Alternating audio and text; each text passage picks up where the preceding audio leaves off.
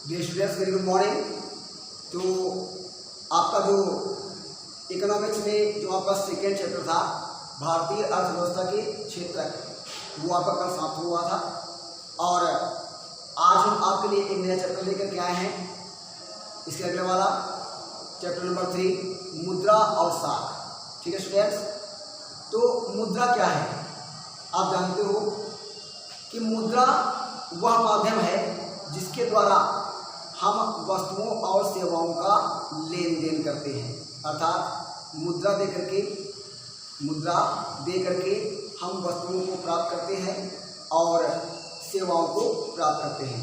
वस्तुओं को प्राप्त करना मतलब क्या कि किसी दुकान पर हम गए और उसको हमने मुद्रा दी और उस मुद्रा के माध्यम से हम अपने आवश्यकता की वस्तु उस दुकानदार से खरीद लेते हैं। ठीक है, तो ये तो हुआ क्या, मुद्रा और वस्तु का लेन देन।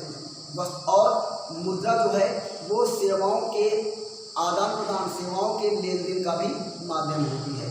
मान लिया कि हम बीमार हो गए, ठीक है, तो क्या हुआ कि हमने क्या किया, हम किसी चिकित्सक के पास गए, डॉक्टर के पास गए और उससे हमने अपना इलाज कराया और उस इलाज के बदले हमने उसको मुद्रा प्रदान की। मतलब हमने डॉक्टर की सेवा प्राप्त की और इलाज के माध्यम से, और उसके हमने क्या किया, उसके बदले में हमने उसको मुद्रा को प्रदान किया या मुद्रा को चुका दिया। ठीक है, तो इस प्रकार से मुद्रा क्या है? मुद्रा वस्तुओं और सेवाओं को प्राप्त करने का एक माध्यम है। ठीक है, मतलब वस्तुओं और सेवाओं के आदान प्रदान की एक प्रक्रिया है, एक उसका माध्यम है। ठीक है स्टूडेंट्स, इसके बाद आता है क्या, साख। तो इकोनॉमिक्स में साख का बहुत महत्वपूर्ण स्थान है। साख क्या है? साख का अर्थ है ऋण। ठीक है, साख का अर्थ क्या है? ऋण। जैसे कि हम अपने विभिन्न प्रकार की आवश्यकताओं की पूर्ति के लिए साख को प्राप्त करते हैं। ठीक है, कैसे? जैसे किसान है तो किसान खेती करने के लिए बैंकों के माध्यम से साख प्राप्त करते हैं। ठीक है, और अन्य जो व्यापारी हैं तो वो अपने व्यापार करने के लिए बैंकों से साख प्राप्त करते हैं। स्टूडेंट्स ये बात समझ लेना कि साख का मतलब क्या है? ऋण। ठीक है, साख का मतलब क्या है? ऋण। और आप जानते हो कि साख जो होता है वो दो तरीके का होता है, एक अनौपचारिक साख और दूसरा औपचारिक साख। औपचारिक साख और अनौपचारिक साख। फिलहाल हम आपको बताते हैं कि मुद्रा क्या है। मुद्रा विनिमय का एक साधन है। विनिमय का मतलब क्या हुआ कि वस्तुओं और सेवाओं को आदान प्रदान का एक माध्यम है, वस्तुओं और सेवाओं को प्राप्त करने का एक माध्यम है। ठीक है स्टूडेंट्स, तो कहने का मतलब क्या है कि किसी भी मुद्रा क्या है?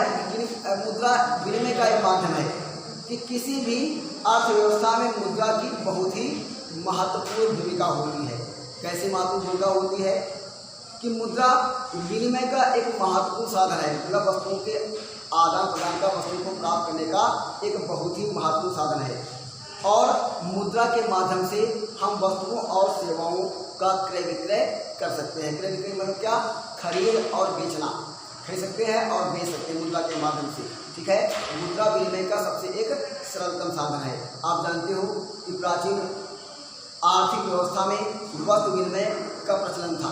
मतलब हम वस्तु के बदले में वस्तु प्राप्त करते थे जब मुद्रा का प्रादुर्भाव नहीं हुआ था। मतलब जब मुद्रा अस्तित्व में नहीं थी तो लोग क्या करते थे, जो क्रय विक्रय करते थे वो वस्तु विनिमय के माध्यम से करते थे, वस्तु को दे करके वस्तु प्राप्त करते थे। ठीक है स्टूडेंट्स, तो ऐसी अवस्था में वस्तु विनिमय प्रणाली में बहुत ही ज़्यादा समस्या उत्पन्न हो जाती थी। ठीक है, जैसे क्या, दोहरे सहयोग का अभाव, वस्तु विभाजन की कठिनाई। ठीक है, और तमाम तरीके की परिस्थितियाँ आती थी। मतलब एक सर्वमान्य मूल मापक का अभाव भी रहता था। तो ऐसी तमाम परिस्थितियाँ आती थी जिससे वस्तु विनिमय का करना संभव नहीं हो पाता था। ठीक है, कैसी कठिनाइयाँ आती थी? जैसे कि नंबर 1 क्या आपका सबसे बड़ी बात थी दोहरे सहयोग का अभाव। जब मुद्रा का प्रादुर्भाव नहीं हुआ था तो विनिमय करने के लिए, क्रय विक्रय करने के लिए वस्तु ही एक माध्यम थी और वस्तु विनिमय में बड़ी समस्या उत्पन्न होती थी। जैसे क्या दोहरे सहयोग का अभाव। ठीक है कि दोहरे सहयोग का अभाव का मतलब क्या कि मान लिया कि हमारे पास एक वस्तु है, ठीक है, और हम उसके बदले में कोई दूसरी वस्तु प्राप्त करना चाहते हैं तो पहली बात तो दोहरा सहयोग होना चाहिए। क्या कि उसके पास में, जिससे हम वस्तु विनिमय करना चाहते हैं उसके पास में हमारी आवश्यकता की वस्तु हो। एक ये सहयोग होना चाहिए। दूसरा सहयोग क्या होना चाहिए कि उसको भी हमारी वस्तु की आवश्यकता हो, तभी तो वस्तु विनिमय संभव हो पाएगा। मान लिया क्या कि हमारे पास गेहूं है और दूसरे के पास में चावल है, ठीक है, हमारे पास गेहूं है, हम चावल प्राप्त करना चाहते हैं तो उससे हम कहेंगे, अगले वाले बात किसे कहेंगे कि भैया हमारे पास गेहूं ले लो, हमको चावल दे दो। लेकिन अगर उसके पास में भी गेहूं होगा तो वो गेहूं क्यों लेगा? तो स्वाभाविक बात है कि दोहरा सहयोग होना चाहिए कि मतलब जिससे हम वस्तु विनिमय करना चाहते हैं, ठीक है, उसके पास में हमारी आवश्यकता की वस्तु होना चाहिए और साथ साथ में उसको भी हमारी आवश्यकता की वस्तु चाहिए उसको, ठीक है, उसको भी हमारे पास में जो वस्तु है उसकी आवश्यकता होनी चाहिए। ठीक है, तो वस्तु विनिमय में दोहरे सहयोग का अभाव होता था। दूसरी बात क्या थी? क्या कि वस्तु विभाजन की कठिनाई भी होती थी। वस्तु विभाजन की कठिनाई भी होती थी, ठीक है, कि कभी कभी क्या होता था कि वस्तुओं का विभाजन करना बड़ा ही कठिन काम होता था। ठीक है, जैसे क्या, जैसे कि हमारे पास में एक बकरी है और दूसरे के पास में एक भैंस है, ठीक है, तो बकरी के बदले में भैंस का आदान प्रदान नहीं हो सकता क्योंकि बकरी जो है उसकी कीमत, उसकी वैल्यू कम है और भैंस की कीमत ज़्यादा है, तो अदला बदली नहीं हो सकती, मतलब वस्तु विनिमय नहीं हो सकती। किसी से हम कहें कि भैया हमारी बकरी ले लो, अपनी भैंस ले लो, तो क्या दे देगा? ठीक है, नहीं देगा। तो सर्वमूल्य मापक का भी अभाव होता है। ठीक है, एक ऐसा मापन जो सबको मान्य हो। कोई भी ये बात नहीं मानेगा कि हमारी बकरी तुम ले लो, अपनी भैंस हमें दे दो। ठीक है, ये एक छोटी सी बात है। फिर दूसरी बात, वस्तु विभाजन की कठिनाई भी होती थी। ठीक है, मतलब किसी एक वस्तु के बदले में कितनी वस्तु प्राप्त की जाए, एक वस्तु के बदले में कितनी वस्तु प्राप्त की जाए, ये भी एक समस्या होती थी। साथ साथ में वस्तु के स्थानांतरण की समस्या भी होती थी वस्तु विनिमय में। क्या कि मतलब कुछ अचल संपत्तियां ऐसी होती हैं जिनको एक स्थान से दूसरे स्थान पर नहीं लाया जा सकता है। ठीक है, जैसे कि गोपाल के पास में एक बाग है और रमेश के पास में एक खेत है। ठीक है, तो रमेश अपना खेत जो है एक स्थान से दूसरे स्थान पर नहीं ले जा सकता है, इसी प्रकार से गोपाल जो है वो अपना बाग जो है वो एक स्थान से दूसरे स्थान पर नहीं ले जा सकता है। तो वस्तुओं के स्थानांतरण की भी समस्या होती थी। ठीक है, दूसरी बात, वस्तुओं के भंडारण की समस्या कि कुछ वस्तुएं ऐसी होती हैं कि जिनका भंडारण करना है ना संभव नहीं होता है।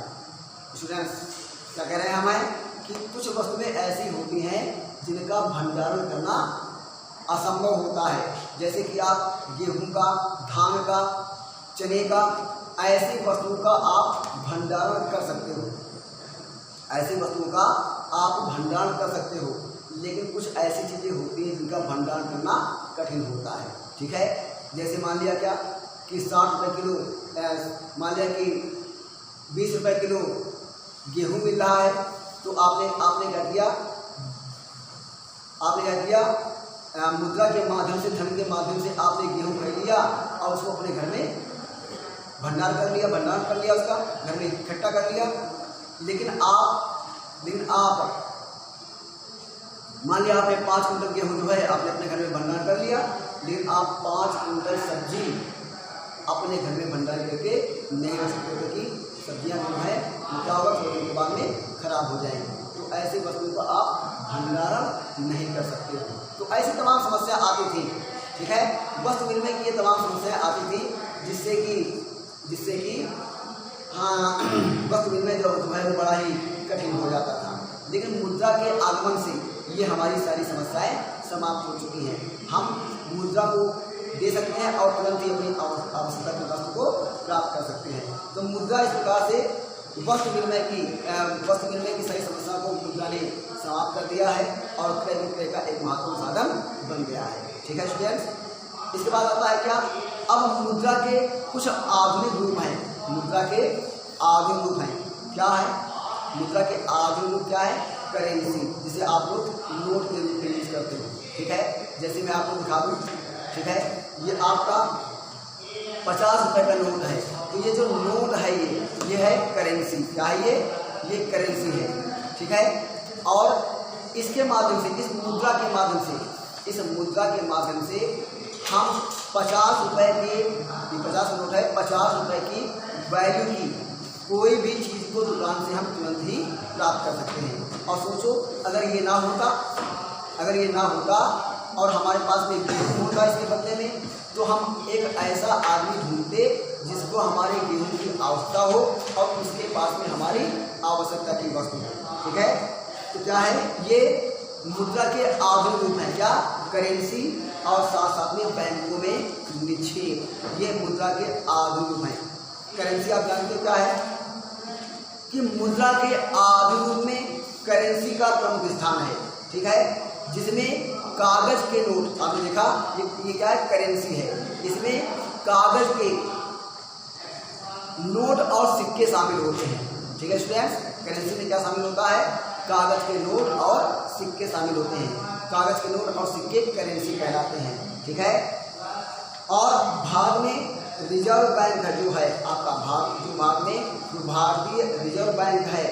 ठीक है, वो केंद्र सरकार की तरफ से करेंसी को जारी करती है, मतलब नोट को छापती है, सिक्कों को बनाती है। ठीक है स्टूडेंट्स, तो ये हुआ क्या, ये मुद्रा का आधुनिक रूप है, क्या, करेंसी।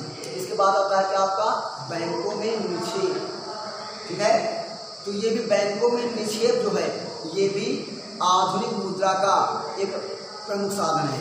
और बैंकों में निक्षेप का मतलब क्या है, ठीक है, कि आपने क्या किया, आपने धन कमाया, मतलब देखो धन और मुद्रा में बहुत अंतर है। ठीक है, धन और मुद्रा में बहुत अंतर है। मुद्रा वो है जिससे आप कोई चीज़ खरीद सको और बेच सको। ठीक है, खरीद सको और बेच सको, वो है आपकी मुद्रा। और धन जो है, धन क्या है, जो हमारे अधिकार में है वो हमारा धन है। ठीक है, मुद्रा क्या है, जिससे कि आप क्रय विक्रय कर सकें, तो किसी वस्तु को खरीद करके बेच करके आप प्राप्त कर सकें या क्रय विक्रय कर सकें, वो है मुद्रा। और धन क्या है, धन वो है जो हमारे पास में है, वो हमारा धन है। ठीक है, जैसे ये हम शर्ट पहने हुए हैं, ये हमारा धन है, ये हमारा है, हमारे अधिकार में है। ये मुद्रा नहीं है, क्योंकि हम शर्ट को देख करके किसी वस्तु को प्राप्त नहीं कर सकते हैं। ठीक है स्टूडेंट्स, और इसी प्रकार से ये आप देख रहे हैं, ये कलम है।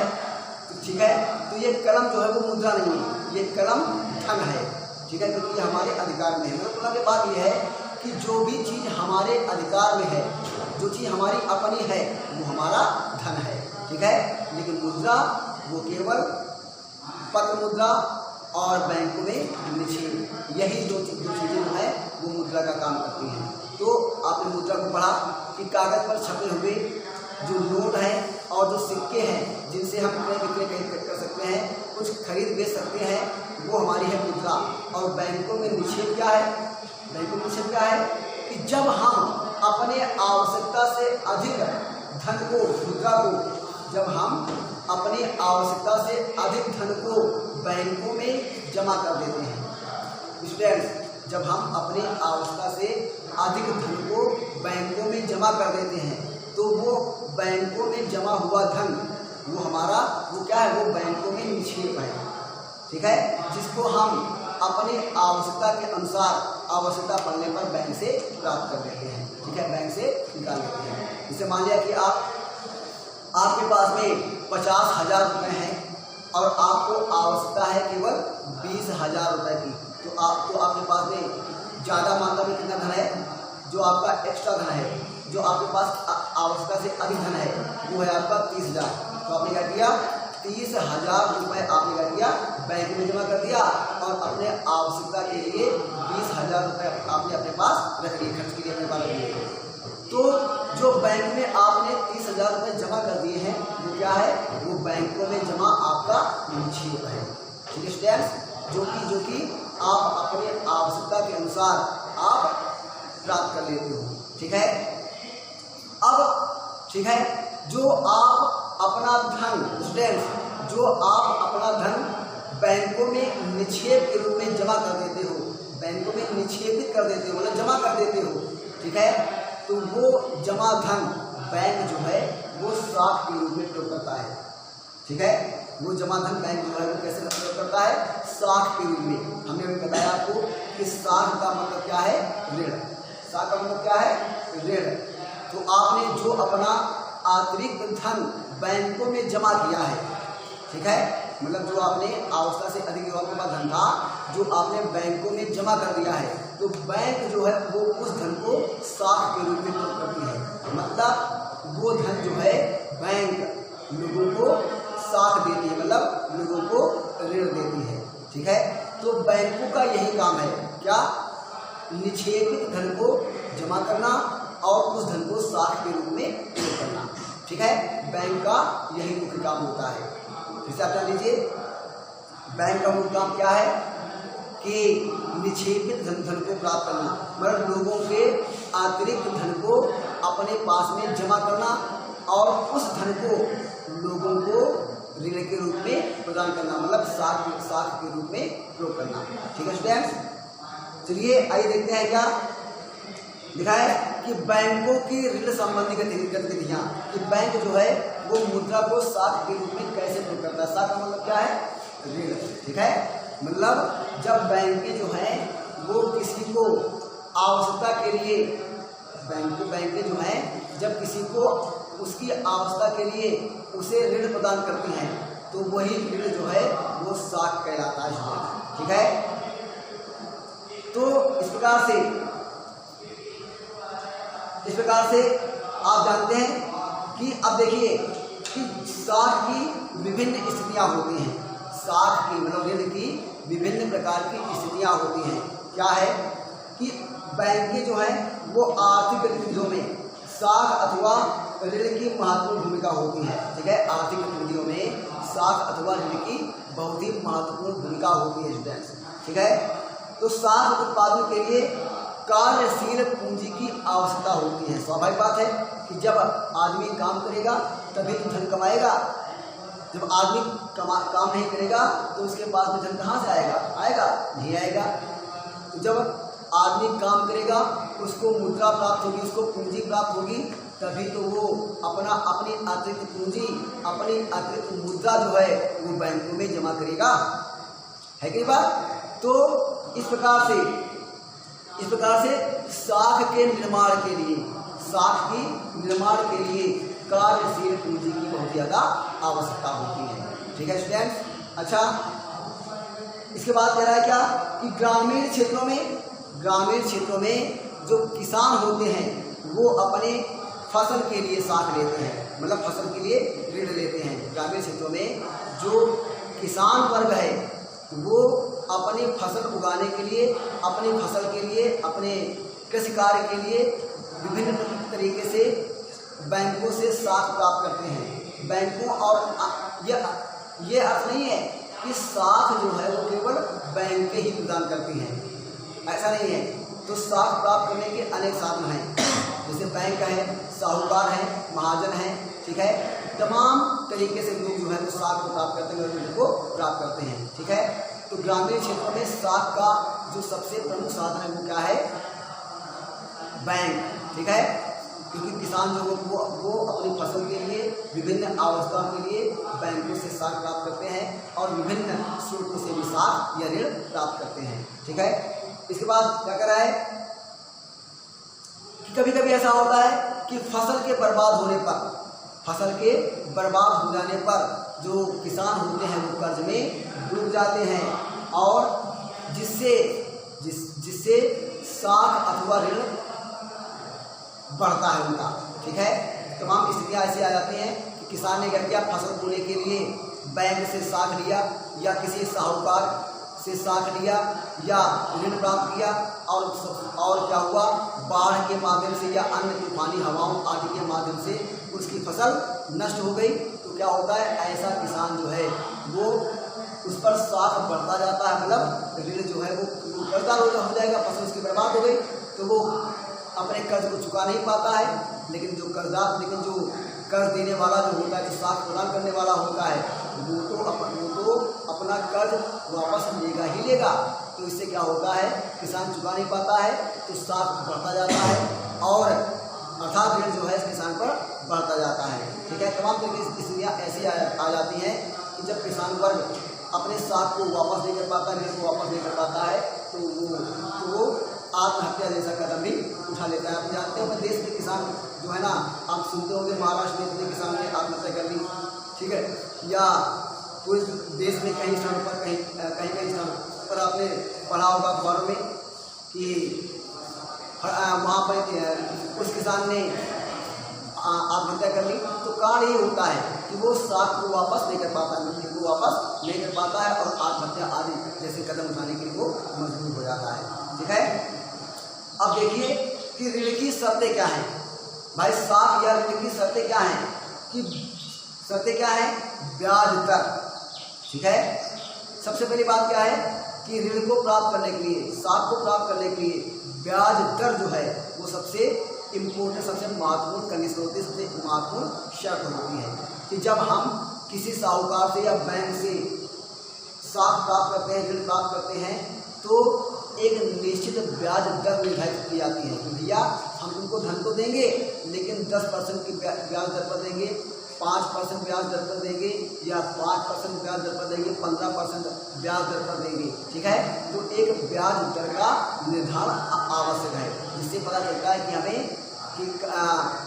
ऋण को वापस करते समय हमें कितना धन चुकाना पड़ेगा। ठीक है, इसके बाद हमारा आता है क्या, समर्थक ऋणाधार। समर्थक ऋणाधार, समर्थक ऋणाधार का मतलब क्या है जानते हो?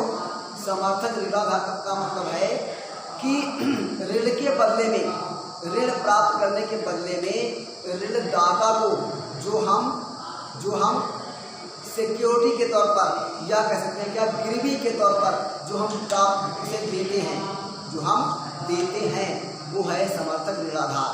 मान लिया हमने किसी साहूकार से 10,000 रुपये उधार लिए, ऋण प्राप्त किए, तो उसके बदले में हमने क्या किया, अपने कोई ज़्यादातर हम ग्रामीण क्षेत्रों में, शहरी क्षेत्रों में और कस्बों में भी ये होता है क्या कि ऋण के रूप में हम अपनी कोई सोने चांदी की वस्तु उसके पास गिरवी रख देते हैं।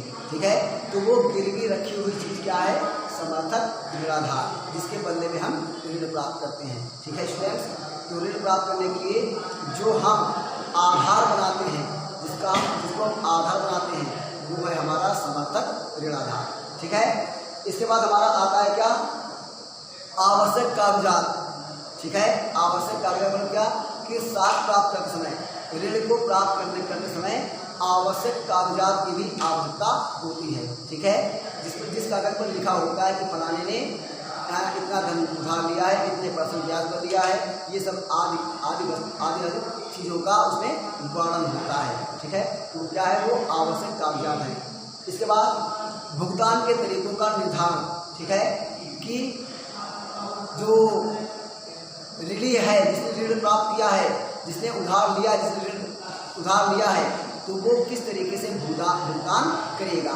ठीक है, वो तिमाही करेगा, छमाही करेगा, सालाना करेगा, कैसे वो भुगतान करेगा, इस सभी चीज़ों का भी वर्णन होता है। ठीक है, तो भुगतान करने के तरीकों का भी वर्णन, ये भी ऋण की प्रमुख शर्त है।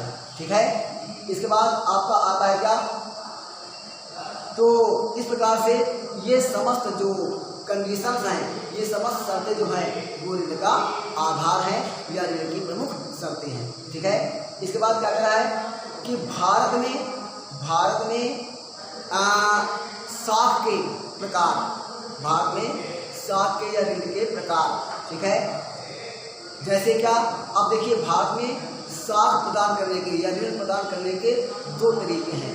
ठीक है, एक तो क्या, एक औपचारिक साख, ठीक है, एक औपचारिक साख और दूसरा अनौपचारिक साख, ठीक है। तो औपचारिक साख में स्टूडेंट्स औपचारिक साख क्या है, ठीक है। औपचारिक क्षेत्र क्या है, मतलब साख प्रदान करने का या ऋण प्रदान करने का भारत में 2 तरीके हैं, एक तो औपचारिक क्षेत्रक, ठीक है, औपचारिक क्षेत्रक या और दूसरा अनौपचारिक क्षेत्रक। तो औपचारिक क्षेत्र में जो बैंक हैं और जो अनेक प्रकार की सहकारी समितियां हैं, ठीक है, सहकारी समितियां हैं, वो लोगों को ऋण प्रदान करती हैं, ठीक है। और ये बैंकें हैं और जो सहकारी समितियां हैं, ये विभिन्न प्रकार के औपचारिकताओं को पूरा करने के पश्चात में, मतलब विभिन्न प्रकार की शर्तों को एक शपथ पत्र पर लिखवाने के पश्चात में और ऋणी व्यक्ति पर जो ऋण लेता है उसके हस्ताक्षर करवा करके, ठीक है, तब धन उधार देता है। मतलब सारी की सारी फॉर्मेलिटीज ऋण देने के लिए सारी की सारी फॉर्मेलिटीज अपनाता है, सारी की सारी औपचारिकताएं अपनाता है। तो वो क्या है, आपका औपचारिक क्षेत्र है, ठीक है, मतलब साख का औपचारिक क्षेत्र है। और अनौपचारिक क्षेत्र क्या है कि जिसमें, ठीक है, अनौपचारिक क्षेत्र क्या है तो साख प्राप्त करने का या ऋण प्राप्त करने का वो क्षेत्र जिसमें किसी भी औपचारिकता की फॉर्मेलिटीज की आवश्यकता नहीं होती है, तो ऐसे साख के क्षेत्रक अनौपचारिक क्षेत्रक कहलाते हैं। जैसे क्या, जैसे आपके साहूकार हैं, महाजन हैं, ठीक है, और आपके व्यापारी हैं, आपके रिश्तेदार हैं, आपके मित्र हैं। जब आप इनसे धन उधार लेंगे, बैंक से लोगे धन उधार लोगे, बैंक से ऋण प्राप्त करोगे, तो वो बैंक जो है वो विभिन्न प्रकार के लिखा पढ़ी के साथ में पूरी फॉर्मेलिटीज करने के बाद में पूरी औपचारिकताएं पूरी करने के पश्चात में आपको ऋण देगा। औपचारिकताएं का मतलब क्या है कि, है ना, आपका मतलब क्या है कि ब्याज का उसमें लिखित निर्धारण होगा, ठीक है, और साथ साथ में भुगतान की किस्तों का भी उसमें वर्णन होगा और समर्थक ऋणाधार की भी व्यवस्था होगी, ठीक है। सब औपचारिक रूप से बैंक के और सहकारी समितियां करती हैं। इसके अतिरिक्त जब आप किसी साहूकार, किसी महाजन, किसी व्यापारी, अपने मित्रों, अपने रिश्तेदारों से जब आप साख प्राप्त करते हो, मतलब जब आप ऋण प्राप्त करते हो, तो आपको किसी भी प्रकार की औपचारिकता मतलब लिखा पढ़ी की आवश्यकता नहीं होती है स्टूडेंट्स, ठीक है। तो ये हमारा क्या है, साख को प्राप्त करने का अनौपचारिक संसाधन। आपके व्यापारी और साहूकार, महाजन, रिश्तेदार, मित्र, ये सब इनसे धन प्राप्त करना, इनसे साख को प्राप्त करना, ये सब अनौपचारिक साधन है साख को प्राप्त करने का, ठीक है। इसके अतिरिक्त क्या कर रहा है कि निर्धनों के स्वयं सहायता समूह, कभी कभी क्या होता है कि जो निर्धन वर्ग होता है, सरकार जो है वो निर्धन वर्ग के लिए तमाम तरीके के कदम उठाता है ताकि वो अपना विकास कर सके और अपना जो है व्यापार या अन्य जो है रोजी रोटी कमाने के तरीके जो है वो विकसित कर सके, ठीक है। तो बाद में ऋण जो है वो निर्धन लोग अभी भी अनौपचारिक क्षेत्र पर निर्भर है, मतलब जो निर्धन वर्ग है वो धन प्राप्त करने के ऋण प्राप्त करने के लिए आज भी अनौपचारिक संसाधनों पर ही निर्भर है। धनी वर्ग है वो तो बैंक से, सहकारी समितियों आज से, है ना, औपचारिक रूप से ऋण प्राप्त करती हैं, लिखा पढ़ी के साथ में, है ना, पूरे कागजात के साथ में धन प्राप्त करते हैं। लेकिन जो निर्धन वर्ग है वो आज भी भारत में अनौपचारिक स्रोतों पर ही धन उधार लेने के लिए निर्भर रहता है, ठीक है। जो निर्धन वर्ग है वो व्यापारी, साहूकार, महाजन, दोस्तों, मित्रों, रिश्तेदारों से धन जो है वो प्राप्त करते हैं और बाद में उनको लौटाते हैं, जिनमें ब्याज की, है ना, शर्त तो होती है लेकिन अन्य जो औपचारिकताएं होती हैं वो नहीं होती हैं, ठीक है। तो इस प्रकार से ये आपका रहा क्या, मुद्रा और साख। आपने समझ लिया मुद्रा क्या है। मुद्रा क्या है, पत्र, मुद्रा मतलब कागज का नोट और सिक्का, और जो सिक्के हैं, कागज के नोट और जो सिक्के हैं जिनका प्रयोग हम वस्तुओं के लेन देन में करते हैं। ठीक है, ये कागजी मुद्रा और सिक्के जो हैं वो मुद्रा का काम करती हैं, वही मुद्रा कहलाती हैं। और साख क्या है? साख क्या है कि अपने आवश्यकताओं की पूर्ति के लिए जब हम किसी से धन उधार लेते हैं, किसी से धन उधार लेते हैं तो वो उधार लिया गया धन जो है वो साख कहलाता है या ऋण कहलाता है। इस प्रकार से आपने अच्छे से समझ लिया कि मुद्रा और साख में हमें क्या पढ़ना है। तो हमने आपको थोड़ा सा डिटेल दिया है, तो अभी पूरा चैप्टर हमने आपको नहीं पढ़ाया है। ठीक है, क्वेश्चन हम आपको बताएंगे, समझाएंगे, लेकिन ये पूरा का पूरा आपका क्या है, एक ब्रीफ समरी है, एक संक्षिप्त वर्णन है पूरे पाठ का। ठीक है, मुद्रा और साख, और आसानी से आप समझ गए होंगे। ठीक है, ठीक है। इसके बाद में हम आपको पूरा का पूरा डिटेल में कल हम आपको इसके अगले वाले वीडियो में हम आपको बताएंगे क्या इसकी इस पाठ की महत्वपूर्ण शब्दावलियां बताएंगे कि किस शब्द का क्या अर्थ है। ठीक है, और फिर आपका चैप्टर शुरू होगा, और तब तक के लिए गुड बाय।